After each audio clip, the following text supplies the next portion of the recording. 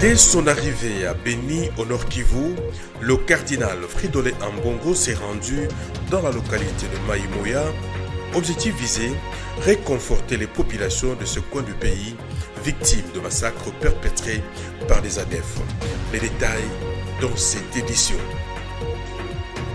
À Lubumbashi, dans le Haut-Katanga, la population exige des explications sur l'affaire de 200 millions d'euros détournés à la Gécamine. C'était à travers une marche organisée ce week-end. Nicole Pocho est à la présentation de ce téléjournal. Bienvenue à tous.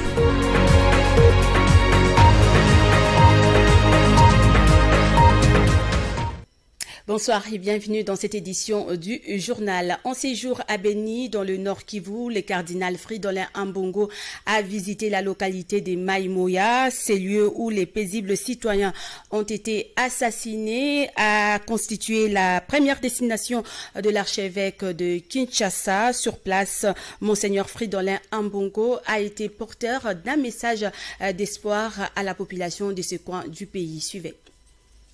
Aussitôt atterri à l'aéroport de Béni-Mavivi, accompagné par le gouverneur du Nord Kivu ainsi que l'évêque du diocèse de Béni-Boutembo, le cardinal Fridolin Ambongo s'est rendu à Maïmoya. Attristé par la réalité qu'ont vécu les habitants de cette localité, Monseigneur Ambongo a laissé entendre que cette situation est révoltante. Ça provoque chez moi une tristesse et en même temps une sorte de révolte. Parce que là, il n'y a aucune raison de s'attaquer à ces gens. Mais il n'y a pas de fatalité. Même s'il y a eu ce moment de cruauté, notre espérance chrétienne nous dit que le Seigneur n'abandonnera jamais ce peuple. Si nous commençons à nous diviser entre nous, nous commençons à nous accuser mutuellement, c'est la faute à tel, c'est la faute à tel, nous nous fragilisons. Et l'ennemi sera toujours plus fort. Il est important que nous nous fassions confiance. Réagissant à la visite du cardinal, ces députés provinciaux estiment que ce passage de l'archevêque de Kinshasa a apporté un réconfort dans le chef de la population. Avec cette visite de son Excellence, Monsieur le gouverneur de province, et aussi de l'éminence, le cardinal Fridolin Ambongo, nous croyons que ça vient de mettre encore une fois dans le cœur de notre population une sorte d'espoir. Ici est de signaler que Maïmoya, Oïdji et Mbaou sont là les localités qui ont été désertées par la population suite aux attaques des rebelles et ont causé plusieurs morts.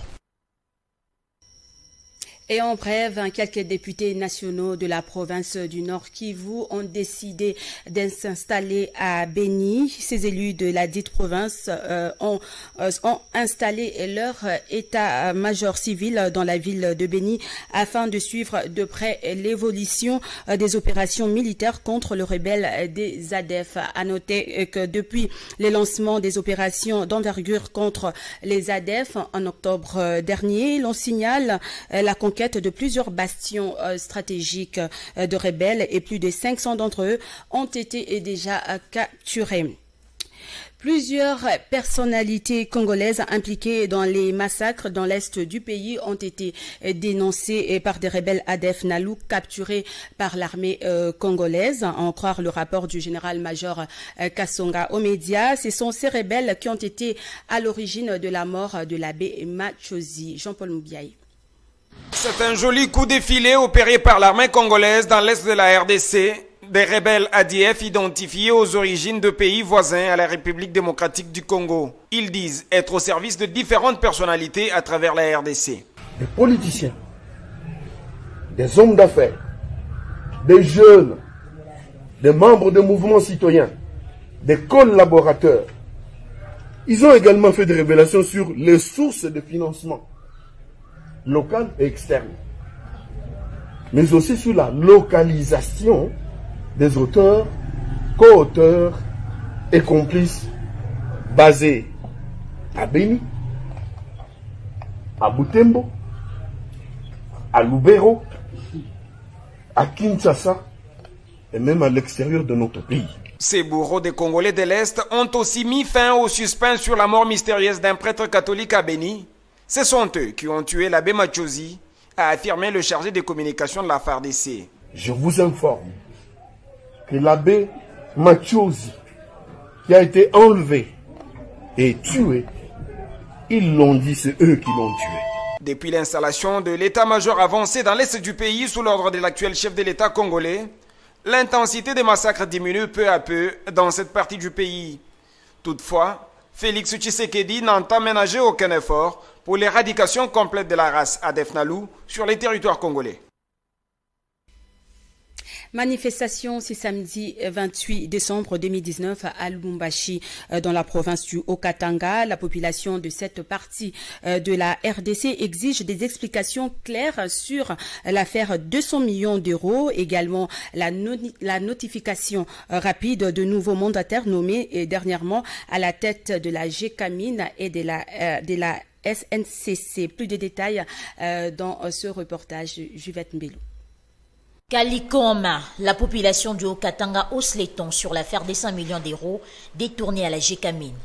Ils étaient près de 100 personnes qui se présentent comme des membres des familles des agents de la GECAMIN et de la Société nationale des chemins de fer du Congo. Les manifestants exigent la notification rapide de nouveaux mandataires nommés dernièrement par le chef de l'État à la tête de ces deux entreprises.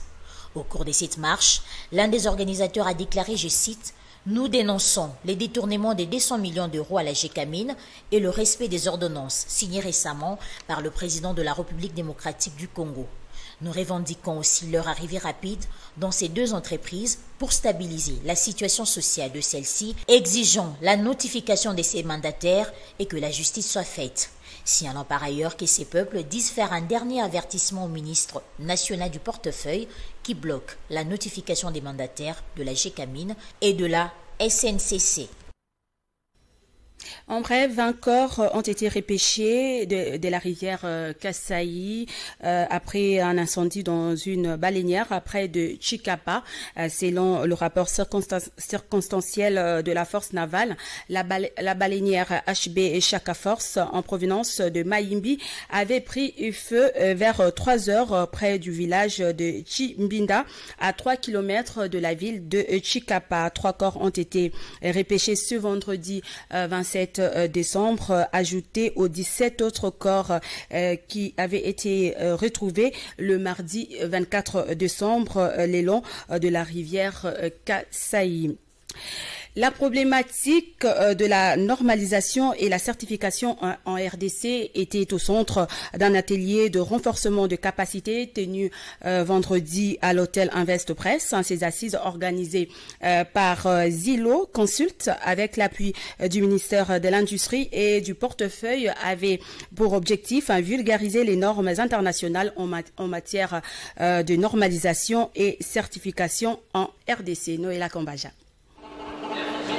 À l'heure de la reconstruction de la RDC, les panélistes ont axé leurs propos autour de certaines questions épineuses, notamment la protection des consommateurs congolais, la certification de producteurs de biens et services, l'efficacité de la législation congolaise et l'intérêt de la certification aux standards internationaux. Dans son speech, Sezi Kanyonga, fondateur du Zilou Consult, a fait savoir que l'utilisation des normes internationales et la certification des biens et services est un problème de développement d'un pays. Nous avons estimé qu'il faut booster un peu les marchés en apportant l'information. La normalisation et la certification aux normes est un problème de développement durable. On parle de l'économie, on parle de l'environnement, on parle du social.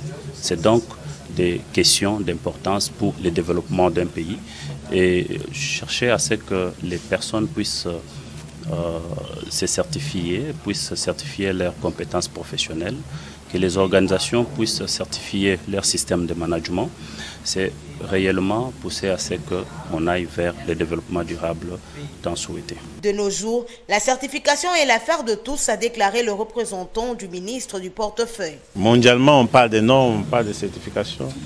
Pour obtenir quelque chose, il faut être certifié. Pour réussir un marché, il faut avoir la norme. Nos entreprises aujourd'hui ne vendent plus, n'offrent rien au niveau international parce que leurs produits ne répondent pas aux normes. Aujourd'hui, pour avoir un financement quelconque, il faut avoir des états financiers certifiés. Cela veut dire qu'il y a un travail à faire en amont. Mais si le manager dans notre pays ne s'intéresse pas à la norme, ne s'intéresse pas à la certification de tout ce qu'ils ont, nous allons toujours rester dans les activités locales. La question des normes devrait intéresser tout le monde. La remise symbolique des brevets aux participants a sanctionné ces travaux. Pour rappel, ces assises avaient pour but de permettre à l'Assemblée de s'approprier les normes internationales relatives à la normalisation et la certification de professionnels ainsi que des biens et services. Bourse d'excellence Ngalula Moubenga, la deuxième édition a vécu ce vendredi 27 décembre 2019. STEM DRC Initiative a remis ses bourses d'études à 32 lauréats de la ville de Kinshasa pour leur permettre de résoudre les problèmes auxquels fait face le pays. La cérémonie a eu lieu à Sepas dans la commune de Lagombe. Ambroise Mamba, Alain Bianga. Il s'agit au total de 32 lauréats, tous étudiants en sciences technologiques, ingénierie et mathématiques. À tour de rôle, ils passent retirer leur bourse d'études, une initiative de Sandrine Moubenga Ngalula à la tête des STEM DRC Initiative ASBEL. Promouvoir l'énergie renouvelable en utilisant les ressources naturelles figure parmi leurs responsabilités.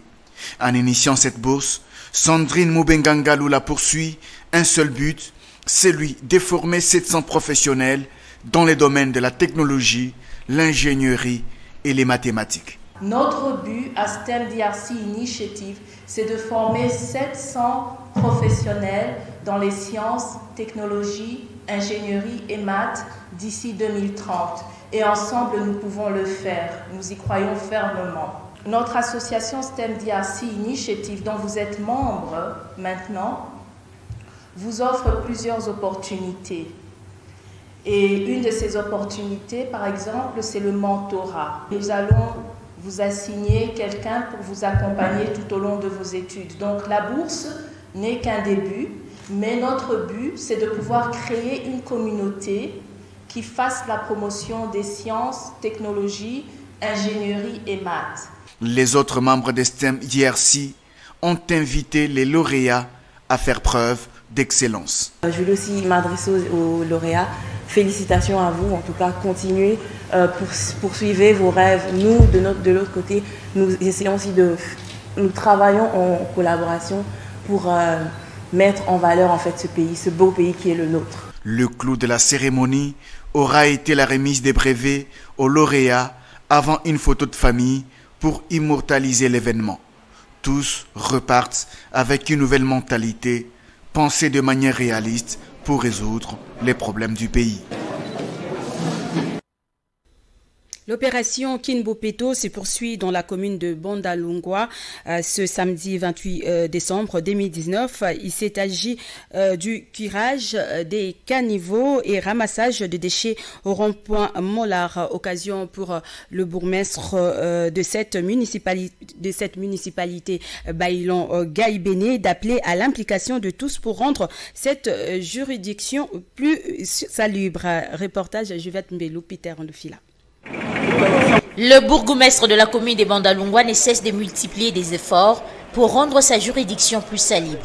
Cela dans le cadre de l'opération Kinbopeto. En croire Baïlon Gaïbéné, chacun a l'obligation d'assainir son environnement. C'est une obligation maintenant dans la ville-province de Kinshasa. Les derniers samedis du mois, tout le monde doit s'impliquer pour assainir son environnement. Et vous êtes arrivé à Bandal, vous avez vu que depuis le matin, on est là pour assainir l'avenue du 24 novembre, qui est une grande avenue. Alors, on est obligé de rendre ça propre. Et on est là, vous avez vu qu'on est en train de dire, moi j'ai dit même, on est en train de décaper pour récupérer la propriété, le macadam, que ça soit propre, le sol et tout. Venu s'y rendre compte de l'évolution des travaux, le coordonnateur adjoint de l'opération Kinbopeto, Sido Kassanda, en appelle à l'implication de tous les bourgmestres de la ville afin de matérialiser la vision du gouverneur de la capitale. Je suis obligé à sillonner côté là, bourgmestre et nini, bazako s'impliquer et na vision du gouverneur. Parce qu'il faut, et comme la moutounion sont, c'est clair, na babougumestre on a sanctions au landa bango. Le gouverneur a dit sanctions et frapper bango. Alors na osenga na bango, basala bo, inde bandi comme sous basala bas s'impliquer, ba kota pena afin que to rendre ba commune na biso des propres. À noter que même les policiers ont participé à cette opération.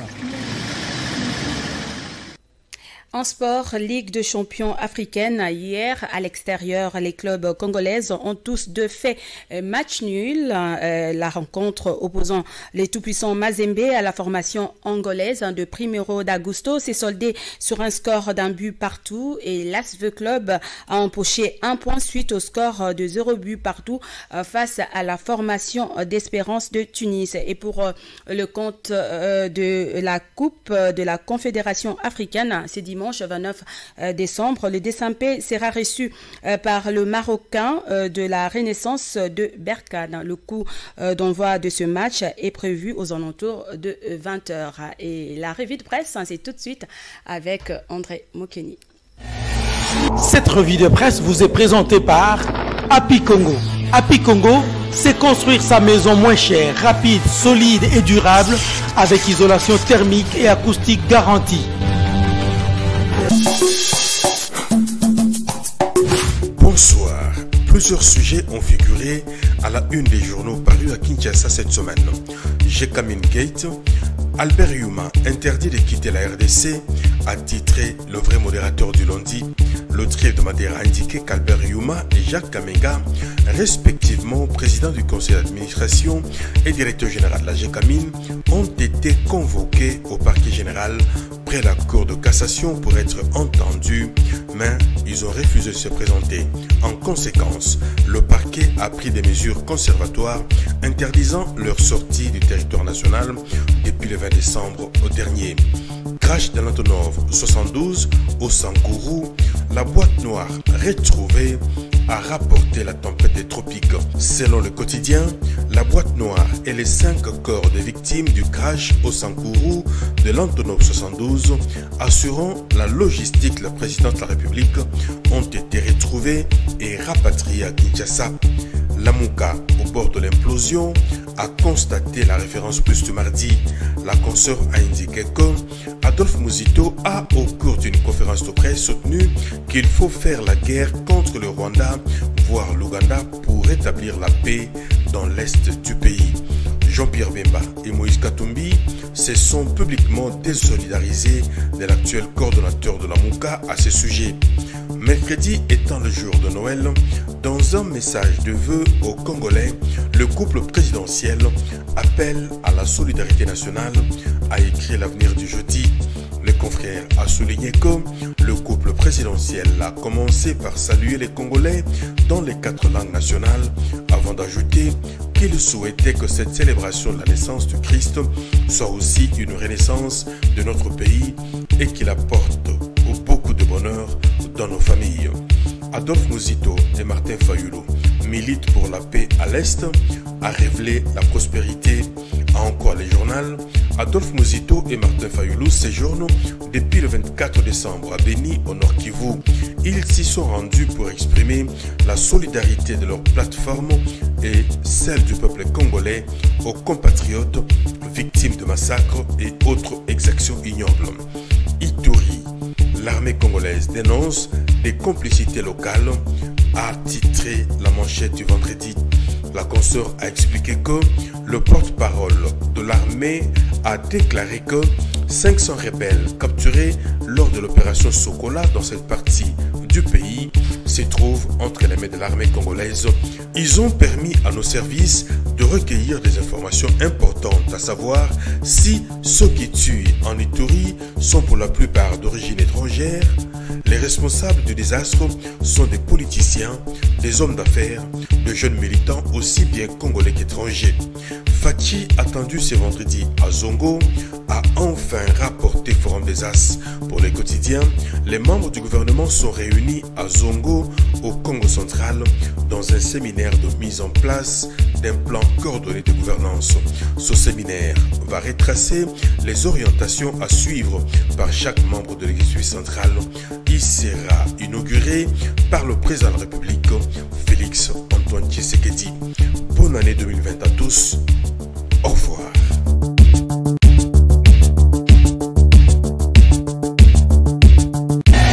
Cette revue de presse vous a été présentée par Happy Congo. Happy Congo, c'est construire sa maison moins chère, rapide, solide et durable avec isolation thermique et acoustique garantie. Et c'est la fin de ce journal, ma dernière prestation de l'an 2019 réalisée par Hervé, Christian Ndangani ainsi que l'ensemble de la rédaction. Merci de votre fidélité. Je vous dis au revoir et vous retrouve l'année prochaine si Dieu le veut. D'ici là, portez-vous bien et surtout bonne fête et bonne année 2020.